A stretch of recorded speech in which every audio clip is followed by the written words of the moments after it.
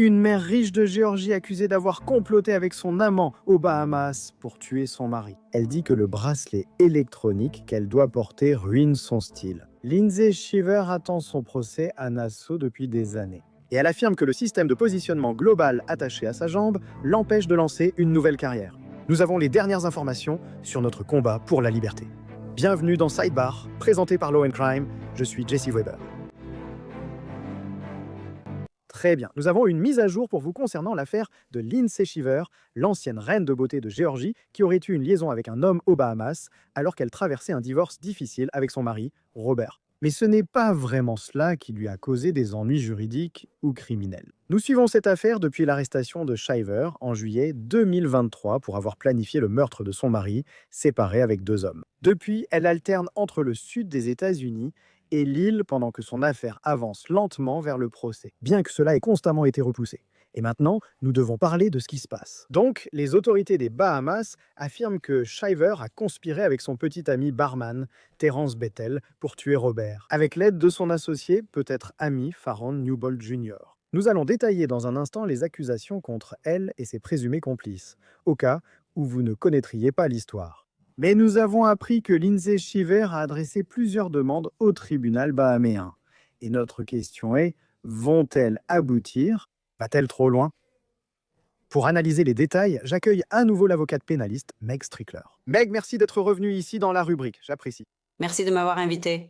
Maintenant, Shiver a été autorisé à revenir aux États-Unis pendant la phase préliminaire du procès, et son affaire a été reportée plusieurs fois. Le dernier changement repousse le procès à mars de l'année prochaine, selon le média WDHN. Permettez-moi d'abord de vous demander, en y réfléchissant, est-ce inhabituel? En quoi l'aspect international complique-t-il cette affaire? Je veux dire, 2026, c'est loin pour des allégations qui remontent à 2023. Eh bien, en fait, non. Malheureusement, le système de justice pénale, du moins aux États-Unis, est aussi lent. J'ai des affaires avec des allégations datant d'au moins 3 à 5 ans, voire plus. C'est donc simplement la nature de la bête. Donc, je suppose que le système judiciaire bahaméen avance aussi lentement que le nôtre. Il faut juste du temps pour traiter toutes les affaires. Donc, je ne trouve pas qu'un incident en juillet 2023 et une date de procès en mars 2026 soit particulièrement choquant. Maintenant, si cela est reporté au-delà de cette date, alors là, il faudra commencer à s'inquiéter. Ont-ils un dossier? Est-il solide? Que se passe-t-il? Nous n'avons pas beaucoup d'informations sur les preuves réelles ou sur la structure que va prendre ce dossier. Mais vous savez, c'est intéressant parce qu'il y a quelqu'un qui est maintenant autorisé à voyager d'un pays à l'autre. Est-ce que c'est inhabituel? Je veux dire, est-ce que cet aspect international complique les choses d'une certaine manière? Oui, ça complique les choses et je trouve très surprenant qu'il l'ait laissé quitter le pays.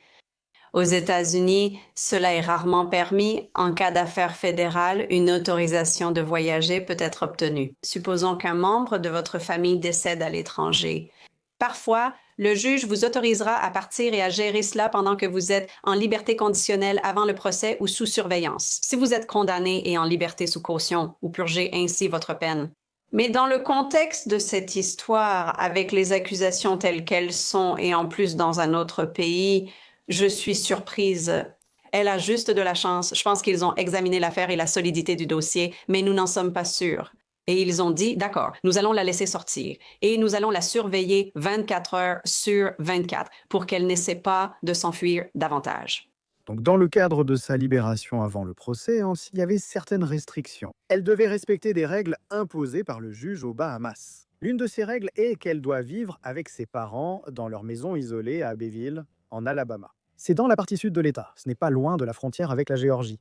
Il y avait certaines restrictions. Elle pouvait aller en Géorgie voir ses enfants, mais devait prévenir le tribunal à l'avance. Elle ne pouvait pas être près de Robert, évidemment la victime présumée dans cette affaire. Maintenant, c'est de cela dont nous devons parler. C'est la raison pour laquelle nous parlons à nouveau de cette affaire, parce qu'elle souhaite apporter quelques changements. L'une des choses qu'elle qu'elle veut, c'est se débarrasser du bracelet système de positionnement global attaché à sa cheville. D'accord? Donc, d'après le Daily Mail, les avocats de Shiver ont saisi le tribunal de Nassau, affirmant que le bracelet pose problème, qu'il laisse sa cheville couverte d'ecchymoses douloureuses et de plaies. Cela perturbe son sommeil, traumatise ses enfants. Encore une fois, elle partage 3 fils avec son ex-mari. Le Daily Mail rapporte que la pétition affirme qu'elle tente de cacher le bracelet au maximum, mais finit par éviter des activités familiales comme la plage. Meg, il y a beaucoup plus de choses ici, il y a beaucoup plus d'arguments. Commençons d'abord par là. Bien sûr, ce n'est pas une question de mode, d'accessoires. Non, Je suis sans... C'est perturbant et une accusation grave. Si cela cause de la douleur, des bleus ou un problème avec ses enfants, tu secoues déjà la tête. Ça n'a pas d'importance. Rien de tout cela n'a d'importance. je ne pense pas que ça ait la moindre importance.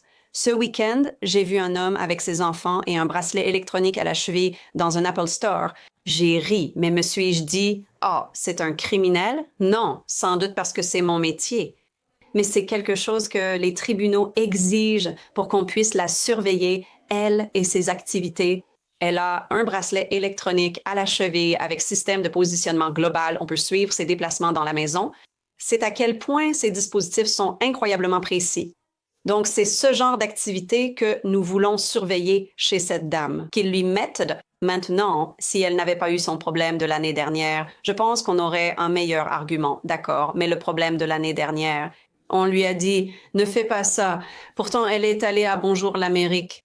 Donc, tu sais, la juge ne va pas vraiment avoir envie de s'en soucier. Et tu ne m'écoutais déjà pas.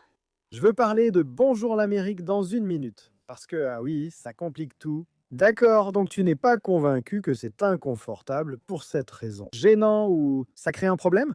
D'accord, et ça qu'en penses-tu? Donc, la pétition demande qu'elle soit autorisée à retourner vivre à Thomasville, en Géorgie, où elle vivait auparavant avec Robert et les enfants. Apparemment, un manoir valant plusieurs millions avec 7 chambres. Donc, elle aurait déclaré au tribunal qu'en réalité, elle a plusieurs offres d'emploi là-bas. Du travail de mannequinat, d'influenceuse, peut-être pour une boutique de mode. Le bracelet électronique l'en empêche. Au fait, elle affirme aussi dans la requête que retourner à Thomasville lui permettrait de passer plus de temps avec ses fils sans avoir à faire le long trajet depuis l'Alabama. Elle dit qu'elle veut trouver un travail pour renflouer ses finances, qui ont surtout servi à payer des frais juridiques ces dernières années. Meg est-elle convaincue par un de ses arguments? Je pense que si j'étais juge, je voudrais des arguments de fond à ce sujet. Donc, si elle avait l'influenceuse, ça ne me suffit pas. Avec ces nouveaux téléphones, il suffit de poser ton doigt sur le bracelet électronique et il disparaît. C'est ridicule. En étant sur l'audio ou les vidéos et ce genre de choses. On peut éditer, donc personne ne s'en soucie. Si elle a un super boulot, par exemple chez Delta Airlines, tu recevrais une lettre de leur part disant qu'ils l'ont embauchée. Voici un emploi, nous proposons ce type de choses. Je peux donc dire à un juge que j'ai une offre d'emploi formelle. Je dois gagner cet argent et être basé à Thomasville. Ensuite, je pense que la juge peut être particulièrement influencée par cela, en plus du fait qu'elle sera plus proche de ses enfants. Si ces deux éléments fonctionnent ensemble, la juge pourrait en tenir compte. Parce qu'au final, nous voulons vraiment nous soucier des enfants, même si c'est une affaire pénale. Cet aspect est toujours un facteur d'influence dans n'importe quelle affaire. La juge s'en soucie. C'est intéressant. Donc, vous dites que ce sont de vrais facteurs? Parce que, regardez, si c'était aux États-Unis, et je pense que c'est la même situation aux Bahamas, vous êtes innocent jusqu'à preuve du contraire, n'est-ce pas? Vous ne devriez pas, parce que vous êtes accusé ou inculpé pénalement. Cela ne signifie pas nécessairement que vous devriez perdre votre capacité à gagner de l'argent et perdre votre moyen de subsistance. Et être capable de subvenir aux besoins de vos enfants ou de prendre soin d'eux, ce sont donc de vrais facteurs. Ils doivent pas simplement être étayés par des preuves. Je ne savais pas cela. Oui, absolument. Et j'ai eu ce genre d'affaire où le juge dit vraiment, écoutez, nous voulons que vous soyez sur une trajectoire ascendante. Donc, si cela peut vous aider à être sur la bonne voie, ils vont en être influencés et voudront aider à faciliter cela. Maintenant, si c'est du baratin, c'est là que les problèmes commencent. D'accord? Bon point. L'essentiel ici est d'admettre ce que vous ignorez. Je ne sais pas à quoi va ressembler cette procédure, à quoi va ressembler une audience comme celle-ci devant la Cour suprême de Nassau. Vous allez entendre les arguments de Cheever le 8 décembre. C'est selon le Daily Mail, et Cheever d'ailleurs devrait revenir sur l'île pour l'audience proprement dite. Robert devrait donner sa réponse virtuellement. Peut-être que vous ne savez pas comment c'est là-bas, mais comment cela serait-il généralement structuré ici, aux États-Unis? Que peut-on attendre d'une telle audience? Eh bien, je pense qu'ils voudront entendre la prétendue victime. Donc, si Robert dit, écoutez, j'ai toujours peur, j'ai déjà un avocat de protection, j'invente cela, je ne dis pas que c'est le cas. Et ils sont déjà engagés dans une procédure de divorce. Nous souhaitons qu'elle reste avec ses parents car elle a besoin de cette structure. J'invente ces choses. Je ne sais pas si c'est le cas ici, mais Robert pourrait avancer ses arguments. Nous voulons qu'elle soit à 2, 3 heures d'ici. La structure aide tout le monde. Elle est avec sa famille. Elle a le soutien de sa famille. Mes enfants sont heureux parce qu'ils ont une structure à Thomasville. Ils doivent rester là où ils sont, rester dans le système scolaire qu'ils suivent depuis le début. Je ne sais pas, mais ce sont des choses que Robert va argumenter, ce que je veux ou ne veux pas. Il voudra sans doute garder le bracelet électronique car ces dispositifs sont en réalité très utiles. Et je dis ça de façon sarcastique. Mais quand un agent de probation dans le système fédéral peut regarder son téléphone, juste tapoter, tapoter, tapoter et regarder en bas en disant « Oh, je vois où est votre client », c'est un peu choquant pour moi, mais c'est comme ça que ça fonctionne ici dans le système. Ils peuvent suivre les activités en direct et localiser votre client. Et je ne pense pas que Robert voudra que cela change à cause des implications de ce qui s'est passé dans le passé. Comme tu l'as dit, tu attends au moins Shiver. Elle doit fournir des preuves sur les problèmes du bracelet électronique, sa capacité à travailler ou s'occuper des enfants. Au fait, est-ce qu'une victime présumée dans une affaire a accès au bracelet électronique? Sauront-ils où se trouve un prévenu? Ou pas?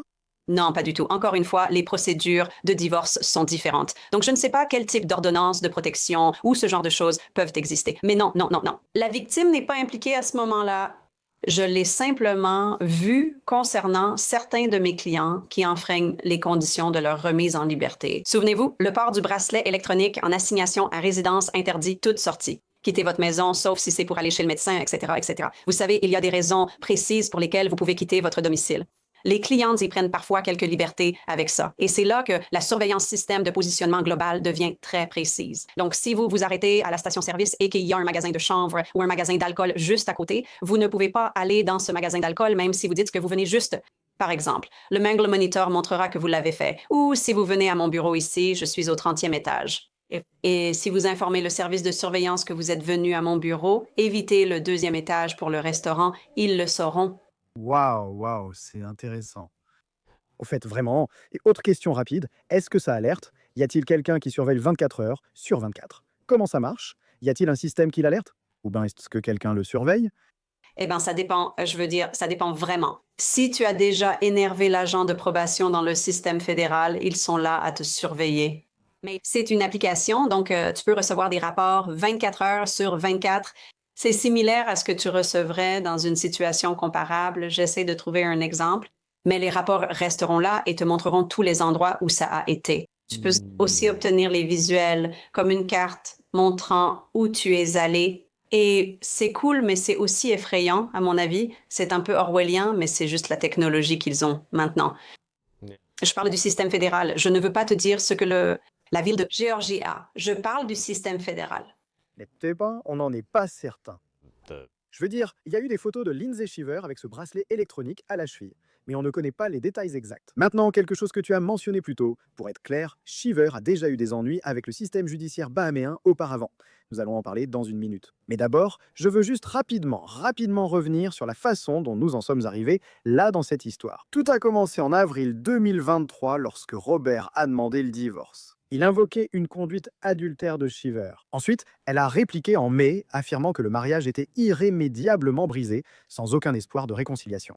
Elle a précisé que toute relation avec une autre personne avait eu lieu pendant sa séparation avec Robert. Selon un reportage d'Us Weekly, la police est intervenue quelques mois plus tard au domicile familial de Thomasville. Robert, les garçons. Ils se rendaient dans une luxueuse propriété de Bakers Bay, aux Bahamas, en avion privé. Lindsay voulait les accompagner, mais Robert a refusé, disant qu'elle voulait seulement rejoindre son petit ami sur l'île. Depuis 3 semaines, peut-être plus, elle a eu son voyage en couple. Elle s'amuse avec son petit ami et va à Key West. D'accord, mais elle a juste dit, tu viens. Ah, c'était pour Key West. J'emmène mes 3 fils aux Bahamas cette année. Nos enfants?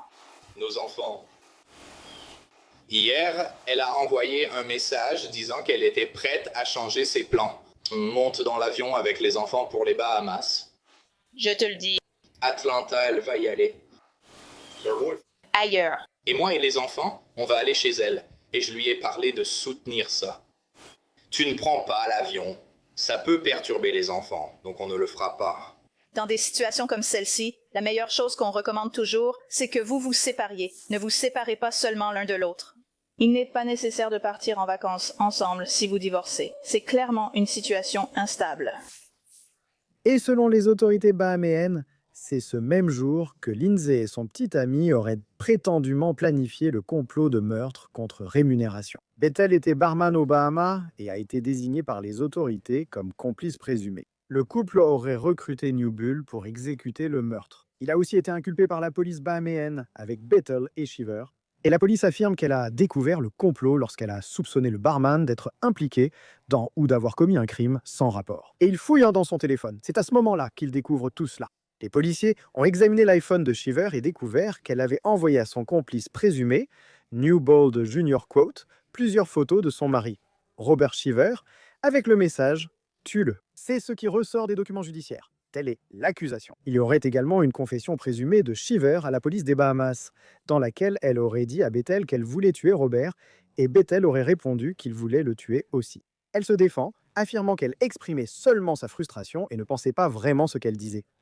Elle n'a jamais voulu blesser Robert. Mais Shiver a été arrêté et incarcéré aux Bahamas en juillet 2023, puis libéré sous caution de 100 000 $. À ce moment-là, elle n'était pas autorisée à quitter l'île. Puis, plus tard, le tribunal a accepté que Shiver puisse retourner aux États-Unis. Elle devait vivre chez ses parents. Comme je l'ai dit, moins d'1 an après, Shiver était à nouveau visé par le juge. C'est à cause de ce que Meg a dit après son passage dans Good Morning America, Good Morning America. Son avocat affirme qu'elle n'a pas évoqué l'affaire durant l'interview. Seule Bethel l'a fait. Le juge a estimé que sa présence à la télévision nationale était une gifle. Selon le Daily Mail, la juge Cheryl Grant Thompson aurait écrit dans une ordonnance de 14 pages. Citation : « Les actes des défendeurs peuvent être vus par la requérante comme un affront à la justice. » Shiver peut être vu lors de l'interview de Good Morning America, défilant dans une robe d'été bleue à la télévision internationale. Les défendeurs ont été arrêtés et inculpés aux Bahamas après présentation des preuves au procès. Les défendeurs ont sollicité une libération sous caution selon les lois bahaméennes. Cette cour n'acceptera pas ce mépris flagrant des lois des Bahamas. Au fait, pendant ce segment de Good Morning America, Bethel a dit « Personne n'a jamais voulu sa mort. Je ne suis certainement pas coupable de complot en vue de commettre un meurtre, et Faron n'est pas coupable d'être un tueur à gages engagé. Il est temps de dire au monde notre innocence. » Shiver a donc passé les fêtes derrière les barreaux avant d'être libéré sous caution. Mais Meg, tu as souligné que c'était un gros interdit. C'était une grosse gaffe. On t'avait dit de suivre des règles très strictes lors de ta libération. Tu as déjà eu de la chance de revenir dans ce pays et ensuite d'avoir la liberté d'aller où tu veux, même si tu es surveillé. C'est en fait une forme de liberté. Donc, la publicité avant le procès et le fait qu'elle veuille devenir influenceuse sur les réseaux sociaux, je lui déconseillerais fortement. Va trouver un travail qui n'a rien à voir avec Internet et qui ne t'expose pas du tout. Parce que cela pourrait à nouveau entrer en conflit avec la publicité avant le procès, même par accident. Qui sait ce qui pourrait être interprété comme quelque chose de dangereux? Je ne veux pas retourner en prison aux Bahamas. Merci, mais non. Il suffit de suivre les règles. Mais si vous deviez deviner lors de cette audience dans quelques jours, ce segment de Good Morning America fera partie de la conversation. 400% oui.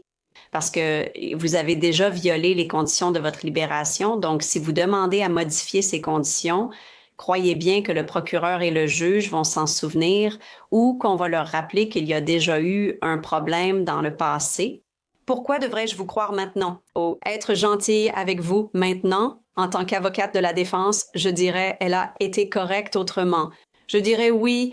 Il n'y a eu aucun autre problème, seulement celui-ci qui est très grave et vraiment mauvais. Je veux dire, passer à la télévision nationale, internationale. Et même si elle n'a pas parlé de l'affaire, l'autre monsieur l'a fait, comme vous venez de le mentionner. Extrêmement problématique. Oui, d'ailleurs, je ne sais pas si nous avons vraiment eu l'occasion de parler du fond de cette affaire. Je sais généralement qu'il y a peu d'informations. Donc vraiment, je l'ai déjà dit, il n'y a pas beaucoup d'éléments sur ce qu'est la preuve. Je veux dire, il y en a un peu, on en a une certaine idée. De manière générale, d'après votre expérience, les complots présumés de meurtre sur commande. Ce genre d'affaires, à quoi peut-on s'attendre concernant la façon dont elles sont poursuivies et défendues? Tout va tourner autour du téléphone. Je vous garantis que les messages textes et ou l'argent envoyé ou transféré sera tout. Les conversations seront tout. Ce ne sera peut-être pas, vous savez, ce sera quelque chose, vous savez, je dis le téléphone, mais numériquement. Vous pouvez aussi sûrement envoyer des messages WhatsApp depuis votre ordinateur. Je vous le garantis presque. Ils ont découvert un vrai trésor sur le téléphone du barman, bien plus que de simples messages textes. Je peux un peu le supposer parce que ça n'aurait pas été qu'un seul. En tombant par hasard dessus, ils ont surpris une longue conversation et se sont exclamés « Wow! » Ils ont ensuite approfondi et vérifié le téléphone de Shiver pour confirmer. Et puis elle a dit « Oui, j'ai fait ça. Pas très utile. » Est-ce plus difficile de prouver l'intention si on participe, surtout si on attrape quelqu'un dès le début? Par exemple, ce serait différent si vous aviez une affaire où il perd. Ce soi-disant tueur à gages arrive chez la personne, mais la police l'arrête juste avant qu'il n'entre. Un acte manifeste est commis, par exemple. Au début des étapes, est-il difficile de le poursuivre? Encore une fois, je ne connais pas toutes les complexités de cette affaire, je ne connais pas tous les détails de cette affaire, mais cela pourrait-il être difficile? Oui, et je pense que c'est là que je pensais à l'argent. J'ai l'impression qu'il n'a pas pu y avoir que des conversations. Je ne pense pas que discuter de ce genre de choses, même si ce n'est pas particulièrement agréable, soit quelque chose qu'on pourrait simplement écrire par message. On s'envoie tous beaucoup de messages à propos de tout, et j'ai le soupçon qu'il y a eu de l'argent envoyé. Comme tu l'as dit, c'est un acte manifeste, une étape franchie. Prendre des photos du mari et dire « voilà à quoi il ressemble, il sera là à 10 heures ». Il va à la salle de sport à 10 heures du matin. Je veux dire, ce genre de choses donnerait une certaine direction. Disons, tu sais, mardi prochain, il sera là. Ça pourrait être le moment où tu veux le faire. Ce sont des choses qui pourraient t'y mener. Nous ne parlons pas seulement de choses. C'est l'avocat et moi qui abordons des questions juridiques. Oui, tu étais dessus. Au fait, laisse-moi te demander. Robert, cet ex-joueur des Atlanta Falcons, devenu cadre dans l'assurance, il passait à autre chose dans sa vie. Il a recommencé à sortir avec des femmes. En fait, je ne sais pas si beaucoup de gens le savent. Il a fait la une des journaux quand il a commencé à sortir avec Savannah Chrisley de Chrisley Knows Best. Donc, ils sont sortis ensemble, je crois, pendant plus d'1 an. Les choses ont finalement mal tourné. Et dans son podcast appelé Unlock, le magazine États-Unis rapporte que Chrisley a essentiellement blâmé Shiver pour avoir endommagé leur relation. Citation. À un moment, elle a voulu que les tribunaux m'interdisent d'approcher les enfants. Je pense qu'avec tout le chaos qu'elle a apporté dans sa vie ou qu'elle a apporté dans la nôtre, c'était trop pour Robert à gérer, je le sais, c'était trop pour lui. Et donc elle a obtenu ce qu'elle voulait. C'est aussi simple que ça. Tu as encore une fois détruit quelque chose dans ta vie et dans la vie des autres. Mec, c'est intéressant car, tu sais, Shiver est seulement accusée aux Bahamas. Elle risque jusqu'à 60 ans de prison si reconnue coupable. Mais pourrait-elle faire face à une quelconque responsabilité civile ou pénale ici, aux États-Unis? À un moment donné, Je vais seulement supposer, d'après des affaires précédentes, que les divorces conflictuels débordent presque toujours dans le domaine pénal. Des problèmes d'ordonnance de protection sont possibles. Elles ne respectent pas les ordonnances de groupe en civil. Il faut respecter les accords de garde, par exemple le vendredi à 21 heures. Toutes ces choses peuvent déborder. Elle ne reçoit pas sa pension alimentaire. Elle dépose des plaintes pour outrage au tribunal à ce sujet. Qui sait? Donc oui, ça peut déborder. L'ordonnance de protection devient alors chaotique et horrible, affirmant « Je ne veux pas que tu sois près de moi ». Et puis, tout à coup, on voit qu'elle s'est approchée de cette personne. Cela peut devenir du harcèlement aggravé, ce qui est un crime, et tu n'obtiens pas de caution. Donc ici, en Géorgie, ça peut devenir compliqué très rapidement. Je soupçonne fortement, d'après ce que tu dis, qu'il s'agit d'un divorce très conflictuel et que le litige sur la garde est sans doute encore en cours. Je n'ai pas consulté le dossier. Tu me donnes envie de quitter ça et d'aller regarder dans le dossier. Parce que j'ai l'impression qu'il y a des choses très croustillantes là-bas. Je n'ai pas vérifié, mais je pressens qu'il existe des procédures de divorce contentieuses. Dans une affaire comme celle-ci, ça finira forcément par sortir, non? Par exemple, si on parle d'un meurtre commandité, comprendre la relation, ce qui a mené au divorce, toute cette prétendue liaison extra-conjugale, tout cela entre en ligne de compte. Ni pour les ragots, ni pour le sensationnalisme. Mais cela touche à la structure de cette affaire, cela concerne l'intention, cela concerne ce genre d'aspect. Donc j'imagine qu'on va probablement en apprendre davantage. Espérons qu'en mars, des reportages approfondis seront faits. Nous continuerons à suivre l'affaire ici dans Sidebar. Merci d'être venu. Meg Strickler, ravi de vous voir. Merci beaucoup. C'est tout pour l'instant sur Sidebar. Merci à tous de nous avoir rejoints. Et comme toujours, mes béliers, abonnez-vous sur YouTube, Apple Podcasts, Spotify ou partout où vous écoutez vos podcasts. Vous pouvez me suivre sur X ou Instagram. Je suis Jesse Weber. À la prochaine.